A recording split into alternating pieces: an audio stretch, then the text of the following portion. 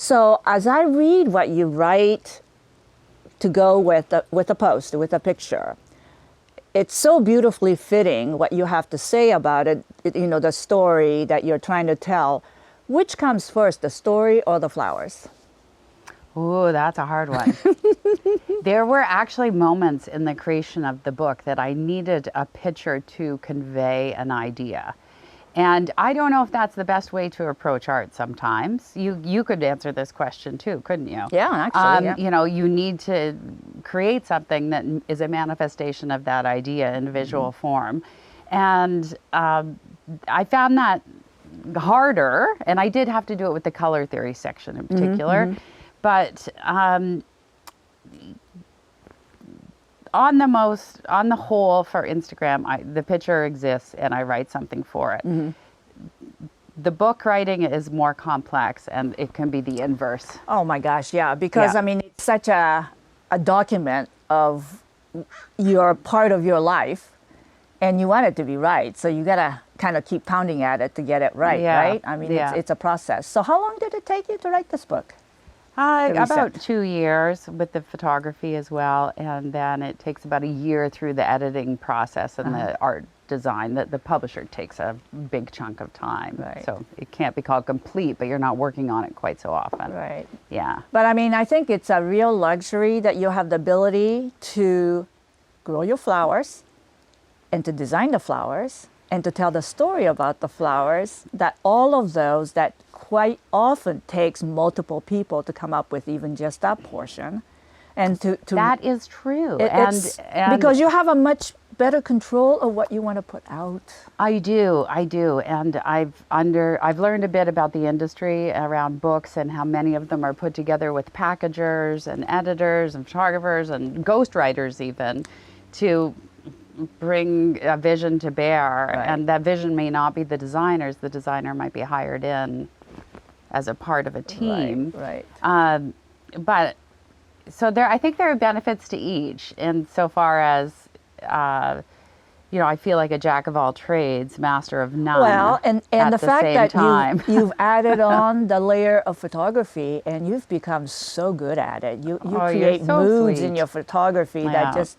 And I really do think a lot of your photography really exudes the same kind of the vibe, the mood of like the Flemish paintings, like those period pieces that are so gorgeous. You capture that very, very well. Yeah, well, that was in vogue when I, learned about flowers, right? So, my first intro to this world of floral design was going to a floret workshop, and I went as a garden columnist and joined Instagram that weekend. So that was the beginning. So how many years ago would that have been? That was only like 2015, Yeah, so it's only been 5 years, I guess. Yeah, quick worker. Yeah, but you kind of caught a period of time when Instagram was just really starting to go. And so there's a little bit of timing involved in how you sort of grew with Instagram, which is great. Yeah, I would feel like a complete novice if I didn't have a long relationship with plants. I think that comes through in the writing. I can't say it comes through in the visuals, but I think it comes through in the writing. That's layered into my work on some level. But I sit here most humbly in front of you, who is what I consider a master of design, and I am humbled to be here. Well, I mean, it could be a little bit of a mutual admiration, because I really think your set of skills gives you so much content. I think that's one of the things about, some of the people is they can put out things, but then they run short of something. And I think, you've added layers, like I say, with photography and that depth of knowledge. And of course, your writing is really pivotal. I think that's really the key. I think that's what's so many people don't have the skill to be able to tell the story. Well, why? I mean, most people, do they need to tell the story? I think it just makes the picture richer. Yeah. When there's something that makes you, the story puts you in a place where you can be at one with whoever that writer or that designer was, so that you feel there's a little bit of relationship develops through not just seeing, but writing. And writing, I think, is so very important, even though Instagram is designed for the quick view. Yes. But it's that quick view and a good picture that capture attention enough for people to want to read it. Right. And how long can you keep that audience? Because that's what you have, is that ability to captivate them with extra layer. Right. Which Yes, is I guess not, which that's is true. often not there. You know, a lot of it's about Right. picture, picture, picture, and just go and do this.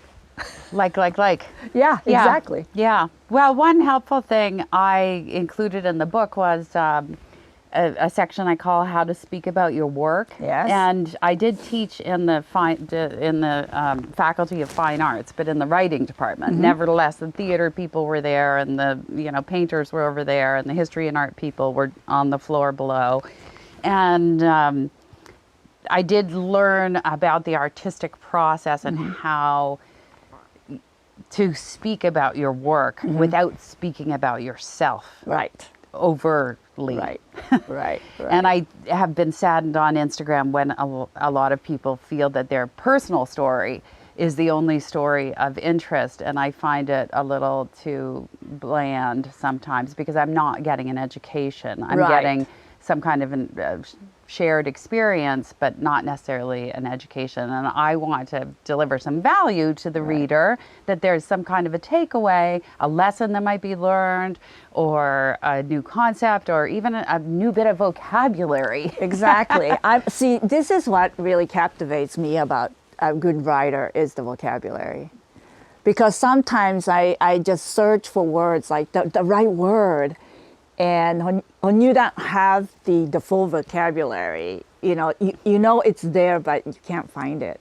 I'm doing I'm working on another book, and one of my favorite sections to Exciting. work on when I have no attention span is Yes. this section I'm going to run in the back called "Interesting and Important Words." And it's just a paragraph about, some really difficult words like decolonization. Yes. What does that really mean? But I've learned some here with you, whether you know it or not. Like armature. Yes, yes. What actually is armature? Or cinder was another word Right. you used today that I have to look up the particular Hawaiian meaning of that, because it conjures something sooty and dark, but it's also something nutritious and valuable in terms of plants. It's from lava. Yeah. Yeah. And then I learned one in the book that you lent me. I can't remember it now. But there are so many fun little words Yes. that once you know them, you can see the world through them somehow. No, that is so true. And I think maybe that, you're a master with words. I'm a student of the words, because words intrigue me. Words trigger for me, ideas, concepts, moods. If you put a perfect word with a design, it's like a great title on the painting. Now you see the whole picture, Right, not just yes, what you saw, yes. but now there's a story behind it that you can start to conjure up. So you get involved. I think that's what I feel about art of flowers or art of anything, is how you can engage people. For me, that's true art. When it's not just like, oh, that's pretty, oh, that's interesting. It's kind of like, what is this? I hope you enjoyed that clip from my interview with Christin Geall, or as you may know her, as Cultivated by Christin.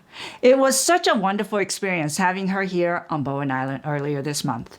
If you haven't yet, make sure to watch the other clips from our interview right here on YouTube. And if you're interested in watching a full conversation, consider visiting my Patreon page, where the full 40-minute interview can be found. Thanks for watching, and Happy New Year.